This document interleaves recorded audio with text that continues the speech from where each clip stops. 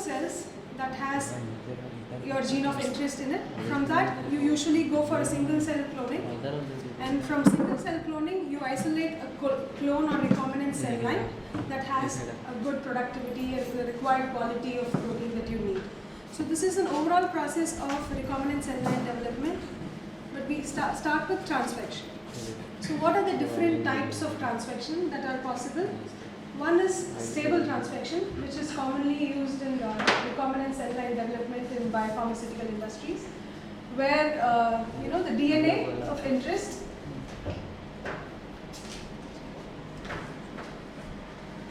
for a pointer. So this DNA of interest, once it gets transfected into the cell, then it enters the cytosol, and then eventually it enters the nucleus, where the gene of interest gets integrated, stably integrated into the host genome. So this is stable transfection, where your foreign DNA is integrated into the host genome, and your proteins are produced stably from this transfected cells. So this is called stable transfection, where the transfected material is integrated in the genome, but after that it requires additional selection steps to isolate the transfected cells from non-transfected cells. Once that is done, it takes a long period to obtain a stably transfected cell line isolation. So this is a long process. The other type of transfection is transient transfection. So if you have to quickly produce a recombinant protein, or you want some protein produced for a quick analysis, then we can go for transient transfection, where you can either introduce a DNA or mRNA of your interest into the cells by different transfection techniques that we will talk about very soon. Once these DNA and RNA enters the cell, here the DNA enters into the nucleus, but it stays extra chromosomal. It does not get integrated into the genome. And this extra chromosomal DNA that is inserted into the host cell then starts producing your protein of interest, because that DNA, we would already have a promoter and terminator that is required for the protein expression. So this only transiently expresses for between 1 to 7 days, 24 hours to 7 days you can see this expression, but this DNA does not integrate into the genome. It stays as extra chromosomal entity. Or if you don't want, but there is a chance that this DNA, even though it's present only in the nucleus and not integrated, but there is a chance for this DNA to randomly integrate into the genome as well. But if you use an mRNA, if you want to produce a protein of your interest, you can insert the mRNA, transfect it into the cells. The mRNA, it just has to stay in the cytosol for its protein expression. So it transiently expresses the protein of interest. So again, this stays as extra chromosomal entity, but it gets lost during or even before cell division because of nuclease activity inside the cells. And if you want to study a protein quick and easy, then this would be your method of transfection. So these are two major types of transfection, stable and transient. But in biopharmaceutical industry, even though some people started to prefer the use of transient expression because it's quick within 14 days, now there are techniques where you can get up to 2 grams per liter productivity. So people are trying to use this because it's quick, but then current major method that we all use is generating this. Transient transfection, so which one is more efficient? Either we should transfect the mRNA and as per your expectations. So both, if you don't want your DNA to enter into your host genome, if you just want it to be transiently there, then mRNA would be the best choice. If you don't want to the foreign gene to integrate into your host gene. But it is very difficult to transfer. It is difficult because RNA is not quite stable. It's not as stable as DNA. But we have a lot of transfection reagents that are being different companies are working on it, and standardized protocols where you can still deliver RNA and do your assays. For this method, we cannot use this electroporation. You could use electroporation as well, yes. But one more thing of what people use mRNA mainly for in terms of genetic manipulation is, you might have heard of CRISPR-Cas technology, where you are trying to edit if you want to edit a genome, for that there are certain enzymes or certain proteins that are required for editing the genome. but you don't want that protein to integrate into your, that gene that is producing that protein to integrate into the genome. You just want it to do that genome editing for a few hours and get out. So for such kind of thing, I think mRNA would be the best choice. But if you're trying to get a protein of interest in bulk quantities, then stable transfection. But these days there are cell lines like HEK which have been modified to have consistent performance for at least 12 to 14 days in fed batch to produce your transient protein. So productivity will be around 1.5 to 2 grams per liter, which is pretty high. You are using for HEK. protein. You are talking about HEK cells. This DNA of interest is commercially available? You can synthesize depending on what you are interested in. If you, whatever gene you want to work with, we can in silico prepare that gene and get it synthesized. Chemical synthesis of this DNA is possible. So it depends on. But if this gene is already present, native gene is available, then you can amplify it using PCR, and your gene is available. How do you purify your DNA for transfection? So if you are using plasmid DNA, then you might. What kit, what vaccine you are applying? You require a lot of. Usually, there are kits that from Qiagen. Right. Yeah. Giga mega kits. Yeah, Qiagen and Promega, they have kits that have less endotoxin levels after DNA purification. Because when you are transfecting DNA into mammalian cells, you have to have a good quality DNA, which we talk about it. So when you need good quality, you have to make sure you are avoiding all these endotoxins that are being produced by the bacterial cells that contain your plasmid DNA. So whenever you extract that, you'll have to ensure that the DNA quality is good. Normally, cells will have a restriction modification. Now it will be integrated. As in? Restriction modification. Yeah. So now it gets integrated. How does the DNA get integrated? So it's all random integration. It could be homologous recombination. If you have certain gene parts that are homologous to the host genome, then you can possibly introduce your gene through homologous recombination. Otherwise, there are numerous studies that have shown that these DNA can naturally, randomly integrate into the genome. Stable transcription also they integrated as randomly or Yeah, so I'll talk about that. So there are multiple possibilities of integration when you generate a stable cell line. One is random integration. You put your DNA of interest. Once it gets into the nucleus, it randomly integrates into any part of the genome which we do not have any control of. But if you want to have your gene of interest go into a specific targeted site, then there are a lot of recombinases available, integrases and nucleases. The CRISPR-Cas that I was talking about, it's a nuclease. And there are other nucleases that are available for specifically targeting your gene to a specific site in host genome. So that is possible as well.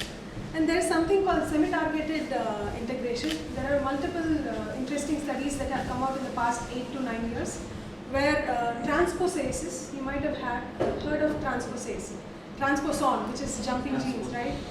So for a gene to jump from one place to another, you need this transposase enzyme. So you could utilize this transposase enzyme to put your gene of interest, cut your gene of interest from your vector and integrate into the genome.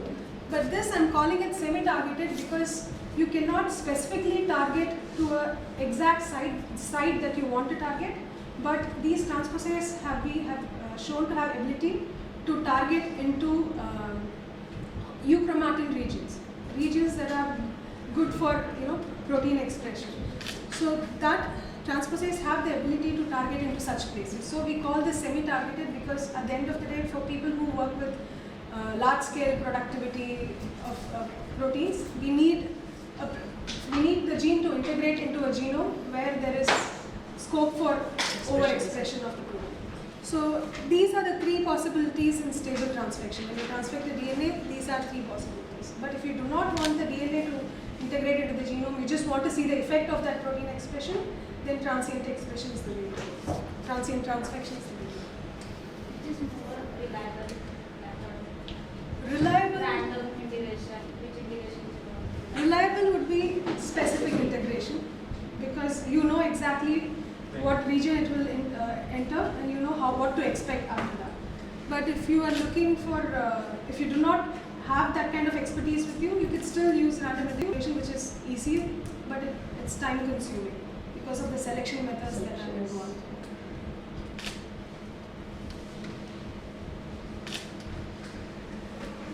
But when I'm talking about these transfections, I'm talking only about over-expressing recombinant proteins. And there are a whole lot of other uses for this, right? If you want to, if you have an in vivo model cell where you want to target a particular gene, inactivate it, and see what they. So for that, many of these methods should help. So no restriction will be there, just like the Yeah. will have that capacity. Yeah, cell has its own. See, even if you put circular DNA, plasmid is circular DNA, supercoil. If you transfect into it, the cells can use its own endonucleases to cut and integrate, linearize the vector and integrate it. But when we do stable transfection, we usually prefer linearizing the vector at a known site, which does not cut in our gene of interest, and then transfect it so that there is technologies where artificial chromosomes back you might have got back and yeah. So those are possible, but it has not been as successful in getting the in terms of productivity for us. But there are bacterial artificial chromosomes where it stays extra Because chromosomal there throughout. are plenty of benefits of keeping the outsider DNA Yes. in a site. Yes, Because it will reduce the chances of getting oncogenicity, etc. etc. exactly. And there is also one more application. Whenever we need to pick it out, we can simply go and degrade it Right. by using specific Right. DNAs. But there are things, but it's not as successful, I would say. So there are different methods of where, in terms of mammalian cells, viral vector-based transfection is used. But if you are looking at plants, there are agrobacterium-mediated transfections that is possible. So these are some biological methods for transforming or transfecting a cell line. If you look at the chemical methods, there are many cationic polymers, lipids, calcium phosphate based methods, because DNA is a negatively charged molecule. So if you want the negatively charged molecule to enter into a negatively charged cell membrane, you need to get help of these external agents. So for that, a lot of cationic chemicals have been very much in use. Other type of methods is physical methods, where you are physically pushing or forcing the DNA into the cell. Some examples are electroporation. We'll talk about that more in detail. Ballistic particle delivery, where gold or tungsten is attached, nucleic acid is attached to these gold tungsten particles and then forced into the cells. Microinjection is where microneedles are used to specifically go into the cell, into the nucleus and release the DNA. So this microinjection, it's a very tedious and you need a lot of skill to do it. So if you are looking at a single cell transformation, this comes in handy. But if you are looking at large scale transfection, might not be an option. And again, laser based injection, where you use laser to inject the cells into the DNA into the cells. So these are different methods of transfection. We'll go over in detail with the main ones that has been used extensively in this field. First is the biological transfection method, where it's a viral based method where people use adenoviruses, retroviruses and like lentiviruses are used for this to transfect or introduce your foreign DNA into the cells. It has very high efficiency. Even for a very difficult or hard to transfect cells, this viral method has been effectively used. But one disadvantage, a couple of disadvantages is there's a lot of design required and there's a lot of production purification of viruses. Those are a little bit lengthy preparatory work. And even though it's been in the industry for quite some time, there are molecules that have come out into the market with the use of viral mediated transfection. There is still a concern for safety of use. Even though these viruses are inactivated, there is still some safety concerns in use of this method. So if you look at adenovirus, this has been effectively used for transient expression both in dividing and non-dividing cells. In terms of retroviruses, they are capable of use. It has good use only in the dividing cells. And in terms of lentivirus, it has a wide range. It can do both transient and stable, both dividing and non-dividing cells, even with growth arrested cells. So lentiviruses based transfection has been more effective. I just gave one case study or example of what is being used by major biopharmaceutical companies is using this biological transfection is GPEX boost technology by Catalent, where they use retroviral vector transduction in CHO knockout, GS knockout cell line.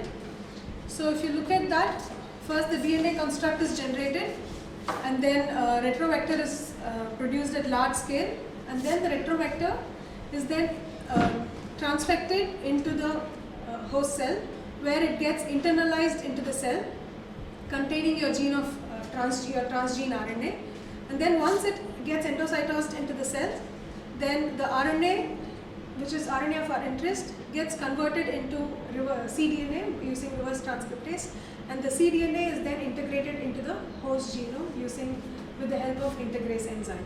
So this pack of viral based vector should contain all these, your RNA of interest, it should contain reverse transcriptase, integrase, all that, so that your final cDNA can stably integrate into your genome, host genome. So this technology has been very effective, and this, especially this GPEX boost, they have not, we can still, in stable cell line that I mentioned earlier, we have to use a lot of selection and amplification methods, where you have to select the transfected cells using antibiotic selection markers, and you have to amplify your gene of interest for high production using certain amplification markers like DHFR, GS system. But in this case, you don't need to use this. More the number of copies, you can do dual transfection, you can do 3 times transfection with this viral vectors. So the number of copies of integration is higher. So you don't have to necessarily use this selection and amplification markers, which significantly reduces the timeline of generating the cell line. And then so far, they have all over the world, they have more than 600 monoclonal antibodies being produced with this technology, with at least 10 that have been commercially approved. So which means the regulators have started to get some confidence in use of this viral based vectors. So that is biological transfection method. Next is chemical transfection method, where cationic lipids, as I said, all these are going to be cationic polymers, lipids, to carry, or we have to carry negative DNA, negatively charged DNA into a negatively charged cell. At the end of the day, you need high transfection efficiency, high viability of transfected cells. So if you have to do all this, a lot of industries are trying to come up with these cationic polymers and all these reagents, liposome-based reagents, to do effective transfer of DNA to the cell. So this chemical transfection method is based on use of these cationic lipids.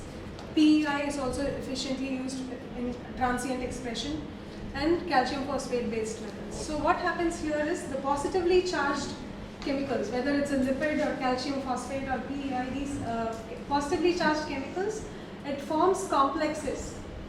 This inside is your DNA.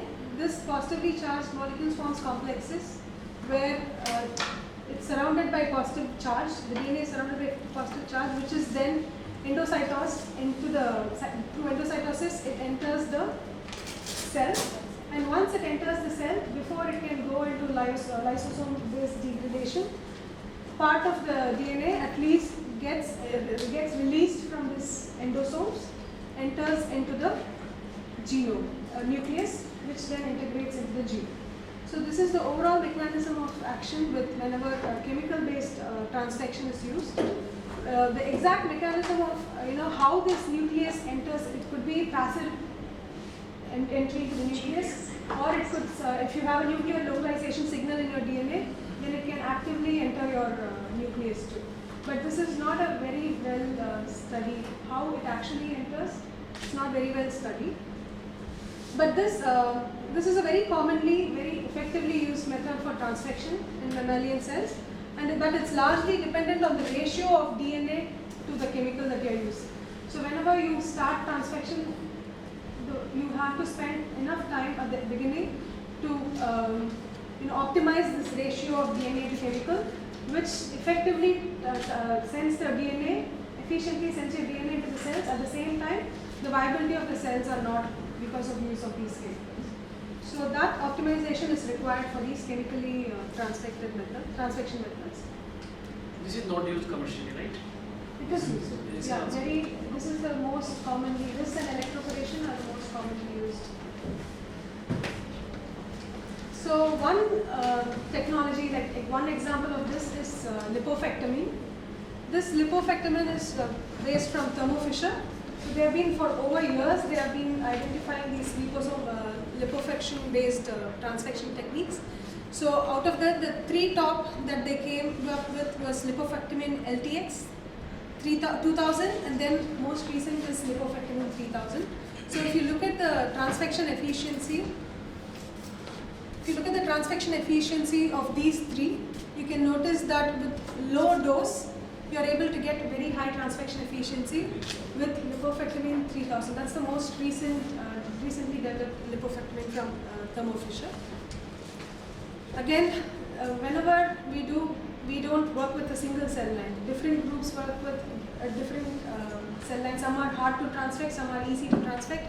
So this lipofectamine, they have showed a wide range of use in wide range of cell lines, where different cell lines have different transfection efficiency. So whenever we start working with a cell line, we start with identifying the right ratio and right conditions for efficient transfection. So this is one of the most commonly used chemically based transfection method. This is the most recent and an interesting transfection method that is based on chemicals, which is, they call it SnapFect. So what they do, this is a recent paper that came out in 2017. I don't know if it's available as a commercial product, but a group from Canada had come up with this SnapFect technology, where you prepare a bioorthogonal liposome, all right? So with a ketone group in here, so this liposome goes, whatever host cells you want to transfect with, you then add that liposome to that, which creates a marker in this host cell. So this ketone group acts as a marker to these host cells. Later, you can prepare another bioorthogonal nucleic acid complex. This is a nucleic acid complex that contains another bioorthogonal chemical. So when you add this already prepared cell with this particular bioorthogonal nucleic acid complex, then there is we call it click ligation, where this keto group binds to this chemical linker, and then it efficiently introduces this entire nucleic acid into the cell. So this is a very recent technology that has come up in 2017, where you have to first modify your host cells, and then you use a bioorthogonal another chemical to prepare your nucleic acid, put them together, and then based on click ligation, these two will come to each other effectively, and then the nucleic acid complex then enters through endocytosis into the cells. When you said your liposome is containing that keto group, it is entering the cell, right? It does not. Here it only creates your cell surface engineering the cell. You are engineering the cell surface of your host cell. Okay. So these keto groups stay in the cell surface. Okay. The liposome is only on the surface part. Yeah. It is not entering. It's not entering. But when you create this another nucleic acid complex, which has this particular chemical linker, then this automatically has a attraction towards this particular group, where your nucleic acid effectively goes near the cell wall. So once it goes near the cell wall, it then undergoes an endocytosis and transfects your host cell. But when the nucleic acid is near to the cell wall, again the charge That- and repulsion will take place. Then the rest of is the same. This also has the positive charge on your. Okay. This only helps these nucleic acid It's like containing. aiding to. Yeah, it's aiding the nucleic acid towards the cell for effective delivery in cell. So they have shown that this is the SnapFect. So I don't know if you're able to view it from the back. But usually this is lipofectamine which is commonly used. This is just an example of, I'll talk about transfection efficiency. Transfection efficiency is when you transfect the DNA, how much of cells are taking up the DNA. In this case, lipofectamine, about 5 million cells were transfected, out of which only half, 2.5 million cells survived. So there's a lot of viability issues, right? Out of the 2.5 million survived, only 1 million cells got transfected. So if you look at the transfection efficiency, it's 19%. Usually with this, we do get this kind of transfection efficiency between 10 to 50% is what we get. So this heavy toll of death is because of lipofectamine itself? Yeah. 50% cells are dying. Yeah, because if you do not have the right ratio of DNA, right ratio of the chemical to DNA, then there are a lot, even though they are coming up with chemicals that are not causing viability loss in cells, we still... Lipofectamine is toxic to the cell? It is toxic to the cells in the sense that you can't... I mean, why should they die? Only DNA is being added, DNA is not toxic. Lipofectamine is not toxic, then why should they die? They are toxic actually. Lipofectamine is toxic, but it is not. Right now there are many variants of lipofectamine that has reduced toxicity towards cell. So that's why that one major deficiency with chemical transfection is that there is high cytotoxicity. There's only less viability after transfection. So this, even one more from Promega, which is Viafect, it showed about 29% transfection efficiency, where you still see some reduction in viability. But in case of SnapFect, they show that there is significant 75% survival after transfection, and out of the 75% that was survived, 90% were transfected. So they show at least 60 to 70% transfection efficiency with this technology. But this was just a couple of years ago. This paper came out. I have not personally used this since I thought it would be useful to share it with Commercially you. available? It's not. I don't think it's commercially available. A group from Canada is working on They it. might have reported. Yeah. Can you explain this bioeffect mechanism? It is same like Once it's the same as it enters through endocytosis. They only say that whatever complex this brings the DNA to the cell more effectively. Okay. So next is physical transfection methods, where it physically forces your genetic material into the cells using electric pulses, microneedles, gene gun, particle bombardment, sound waves, and laser pulses. These are some physical transfection methods that are used to introduce DNA into the cells. But electroporation is the most commonly used method out of all, where it uses electric field to transiently open up, create pores in the cell wall, and then your DNA can enter into your cytoplasm, from which it has to find its way into the nucleus for genome integration. The electroporation can be used for a wide array of cell types. Very commonly used, two commonly used technologies when it comes to electroporation. One is neon electroporator from Thermo Fisher. Again, a lot of studies have been done with a wide array of cell lines. A whole lot of, at least 200, 300 different cell lines have been studied, which with high transfection efficiency with neon. But one thing is, for each cell line, as I said, you have to optimize the electroporation conditions. What pulse are you doing? For how long are you setting the pulse? How many pulses do you have to give? So those conditions have to be optimized. And this technique can be used to deliver any genetic material, DNA, RNA, even if you want to do directly target proteins for any nuclease activity or any activity that you want. You can still do that with this electroporation. And usually, low quantity of cells are transfected with this electroporation method. You 10 to the power for 10,000 cells to probably 10 million or 20 million cells you could use that with. But there is another electroporation technology called MaxCyte. So this MaxCyte is a flow electroporation based technology, where they claim scalability, because if you are looking at only at transient expression, if you are looking for only producing your protein for a transient period, then this is probably the best way to go, because you can use up to 200 billion cells and transfect. You have to produce a whole lot of DNA and transfect the DNA into the cells. So scalability is an option, which is not an option with other techniques that I have discussed so far.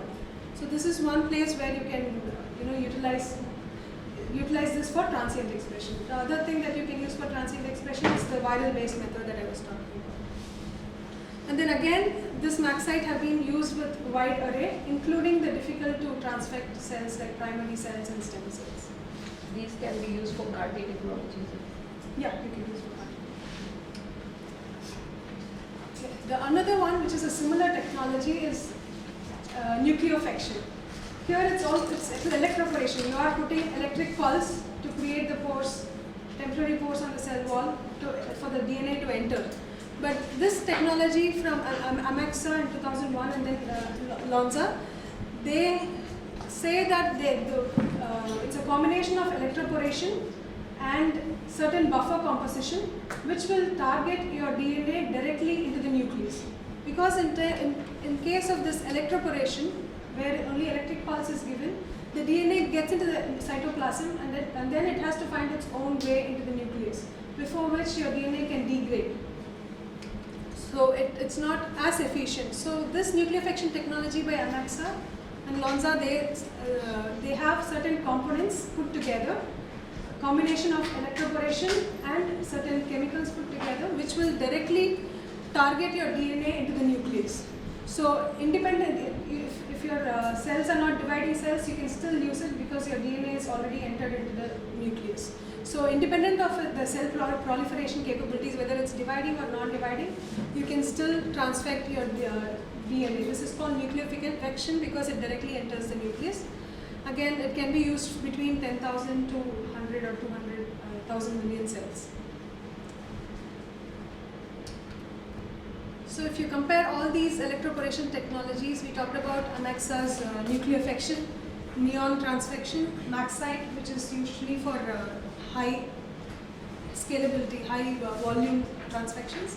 And the other one that's commonly used is Bio-Rad's gene pulses. These four are very commonly used in industry for generating a recombinant cell line. Bio-Rad is specific to bacteria, right? You can use this for mammalian cells as well.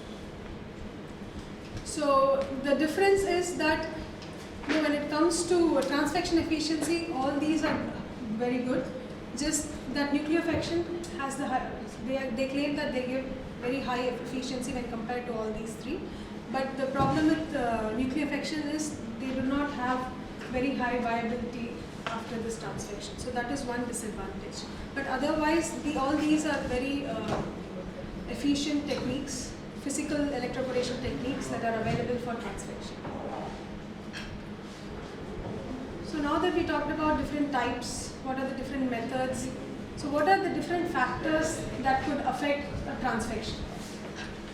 What would be the allowable transaction rate percentage? But that's, as I mentioned, it could be as less as 5%. To some people claim 60-70%. The one that we saw with the bioorthogonal snap effect, they claim 70%. But usually it's between 10 to 40%. We should choose the method depending on our requirement. Yeah, so these are some factors that you should, I'll talk about that now. Some factors you should consider while you are choosing your transfection method. Like one major thing is, like if you're going for transient, then there is no point in, you could use these MaxCyte that I was telling you about. Because you're only going for transient, you can bulk transfect billions of cells at a time, do a transient study for 1 to 14 days maximum, and then get your protein of interest. So depending on what our final requirement is, we have to choose the transfection methods. The number of cells also depend on our Yeah. But But then if you are MaxCyte can do random integration also. Yes, MaxCyte is random. So it can be good for both. You can use for small scale and large scale. So first factor that affects transfection is the type of cells that you're using. Whether you want to overexpress protein or if you want to target on protein post-translational modifications, or whether you want to use primary cell lines to understand some mechanistic work, mechanism of action. So depending on what you want to do, if you want to use a primary cell line or if you want to use a continuous cell line, that should be one of the major factors in identifying one of the transfection methods. So there is a significant difference between the transcription efficiency between primary cell lines and established. Yeah, usually these primary cell lines are not too easy to, because especially when you are looking at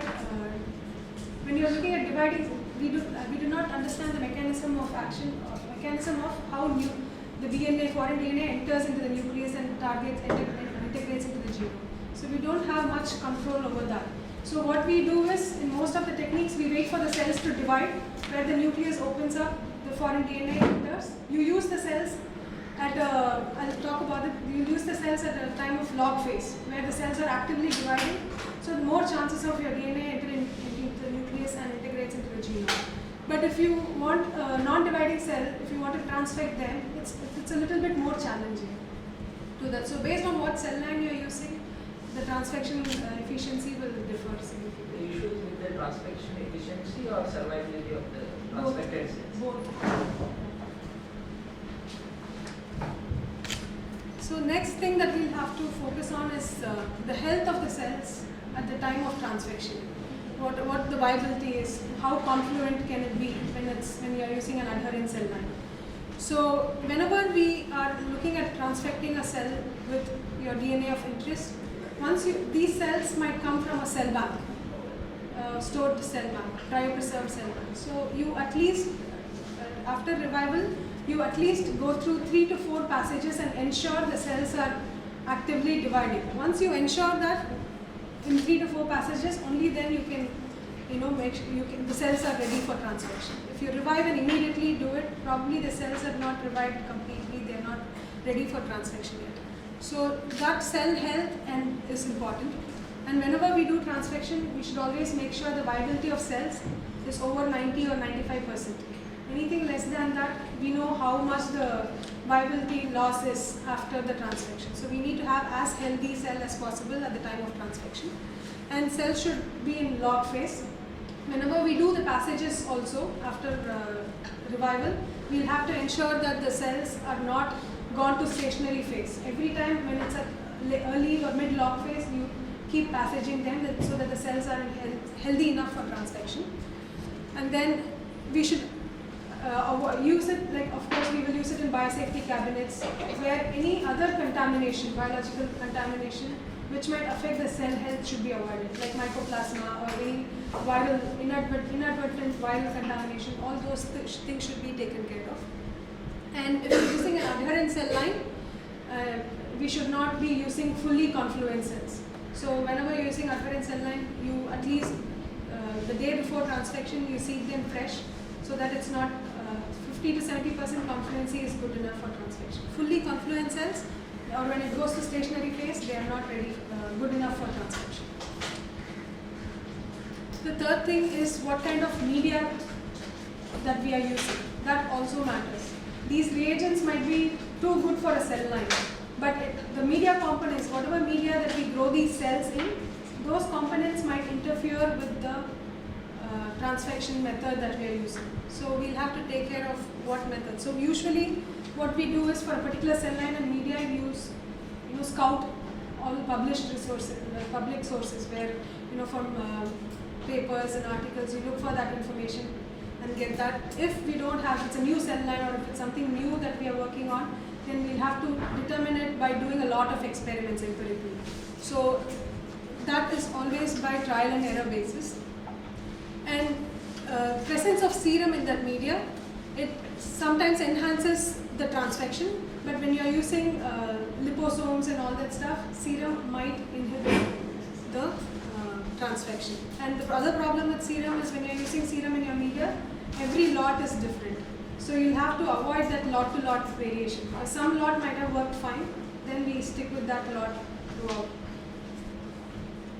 And presence of antibiotics in the cell culture, that will inhibit or introduce cytotoxicity when you're doing electroporation, because when you do electroporation, you push the foreign outside material into the cells. So more overload of antibiotic might happen inside the cell. So that brings in cytotoxicity.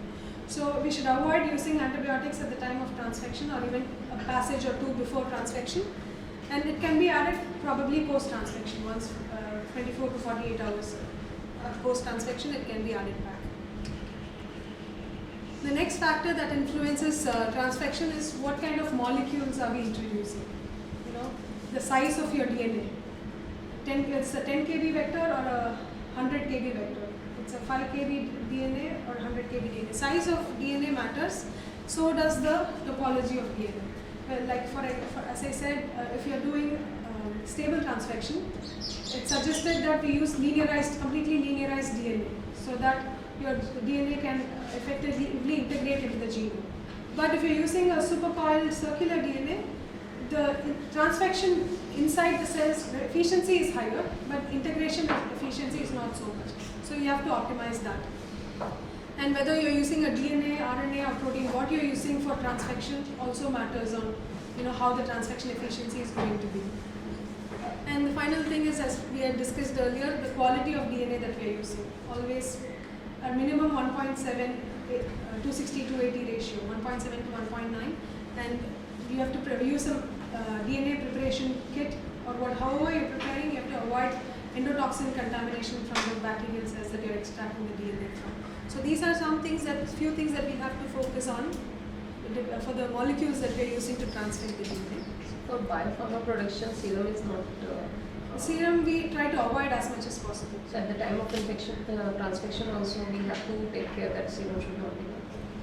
In the case of biopharmaceutical production, we avoid serum from day one. Like if possible, we adapt the cells, remove the serum, adapt the cells to serum-free conditions. Only then we go for transfection. But there are cases where we could not avoid serum. So at that time, during the transfection, we can choose certain reagents where serum does not interfere with it. There are a lot of liposomes whether you have serum or not, it would not interfere with your transfection. So we can choose the right transfection method. So next is method of transfection. So transfection efficiency changes again with every cell type. There's going to be different transfection efficiency. So we'll have to identify the right method, biological, chemical or physical. Even in these categories, we have so many different options. So we'll have to choose the right type for the cell type that we are working with. We'll have to ensure there is low cytotoxicity because we don't want loss of viability after the transfection. And after the transfection method should have very minimal effects on the normal physiology. It should not affect the normal physiology of the cells as well. And finally, every time we use, there should be ease of use, and we should be able to reproduce this over and over again. So that reproducibility should be there. So when we consider the method of transfection, we have to consider all these: cell type, like cytotoxicity, and reproducibility. In order to get an effective transformation, do you think for biosimilar work or biopharmaceutical work, do you think 2 rounds of transfection should be there in order to have? It depends. So if you have a very good promoter to express your protein of interest, a single transfection is more than enough. If you are doing site-directed integration, you do not need multiple rounds of transfection. But if we do not have both these, then it doesn't hurt to do second round of transfection. But the problem is already generation of stable cell line generation time is very high. We are looking at 8 months to 1 year to just get the stable cell line. So this repeated transfection is only going to extend the timeline. So unless we have a very low productivity, we shouldn't opt for multiple rounds of transfection, because every round of transfection is going to alter your genome significantly. So if it's possible, we can avoid, or we could do co-transfection. If you have 2 different vectors, if you don't know which promoter is going to work well for your cell line, then you can prepare 2 different vectors containing your gene of interest with 2 promoters and co-transfect them, and then select it based on selection markers that are available. So that might avoid your multiple transfections. So these are some factors that we consider whenever we do transfection. Once we're done with transfection, we want to know whether the transfection worked or not. How efficient was the transfection? So for that, we can do a manual study of the cells. You can take if the cells has any fluorescent marker, then you can take the cells, look under the microscope and see how many cells, of course fluorescent microscope, and find out how many cells are expressing your protein, fluorescent protein, as compared to how many cells that are not producing. So based on that ratio, you can get the transfection efficiency. The first thing we will do is, before you optimize your transfection conditions, when you're trying multiple different conditions, we first determine the transfection efficiency. For that, you can do manually, or you can do FACS based, where you sort the cells with your protein of interest, and then remove the cells without your protein of interest, or you will have an idea of how many cells were transfected, how many are non-transfected based on FACS sorting. So that is one way of identifying. So if you have, first when you're optimizing your transfection conditions, we can use gene expressing green fluorescent protein or red fluorescent protein or luciferase. All these will help us to get an idea of how much the protein is being produced using this particular transfection condition. An easier way is if you're using a secreted alkaline phosphatase, because this gets secreted into the media. You don't need any difficult methods for detection. Then once it's secreted, you can identify the phosphatase activity, based on which you can calculate the transfection efficiency. If you're not going for any of these, if you're directly transfecting your protein of interest and trying to optimize the transfection conditions, then between 24 to 72 hours, your protein gets transiently expressed after transfection. So based on the quantity of protein that's being produced, the expression level of your protein of interest, if you have a specific antibody, then you can use Western blot. If you're using if you're expressing a monoclonal antibody, there are protein A based sensors which will help you identify or quantify your protein. So based on the transient expression levels, also you could determine transfection. So how do you do FACS sorting? So FACS sort, here we don't really do sorting. What we can do is we can have the FACS count the number of transfected cells to non-transfected cells. So it's based on that. What is the reference that the FACS machine uses for transformation versus non-transformation?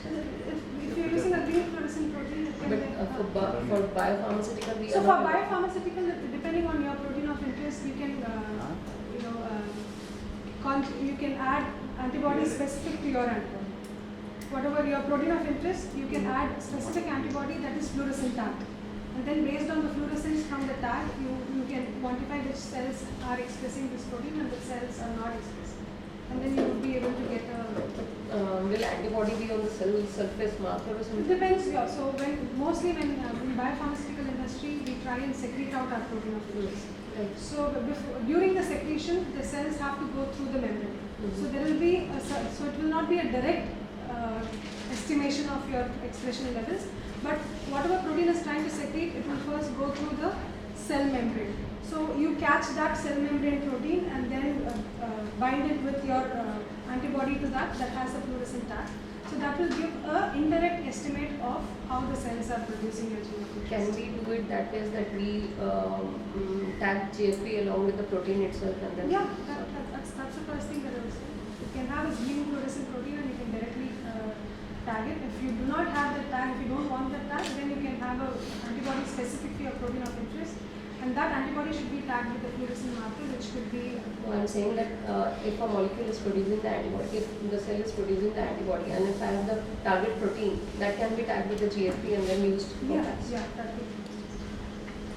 So once we do all the transfections, once we consider all the factors, then finally we determine the transfection efficiency, and whichever method works fine for our cell type, for the media that we are using, and for the kind of goal that we have, what kind of results we need, then based on which we can choose the transfection method. FACS method is the correct estimation of the antibody secretion because It's not. It's an indirect the method. protein should be on the paper Yeah. and then pass it. That's what I was saying. So it's an indirect method. But if you don't have a choice, because there will be cases where you cannot tag your protein with anything else, especially if it's going as a human drug. So at that point you don't have a choice but to indirectly estimate its productivity. Protein interaction. Yeah. Same time we can sort such cells. What's that? The same time we can Sort the cells. So again, as I said, for all that studies that we want to do with any change in genotype or phenotype, if you want to study these changes, it all starts with transfection. So it's important that we identify the right transfection method so that you get the best results out of it. So that's it for today. If we have any other questions, we can Just one question I want to Just ask. of time, so I think let us move to the laboratory. She is also the senior expert. So during the lab session, you can interact more.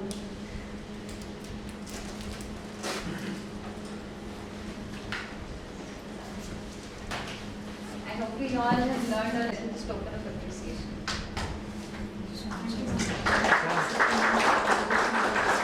Ma'am, excuse me.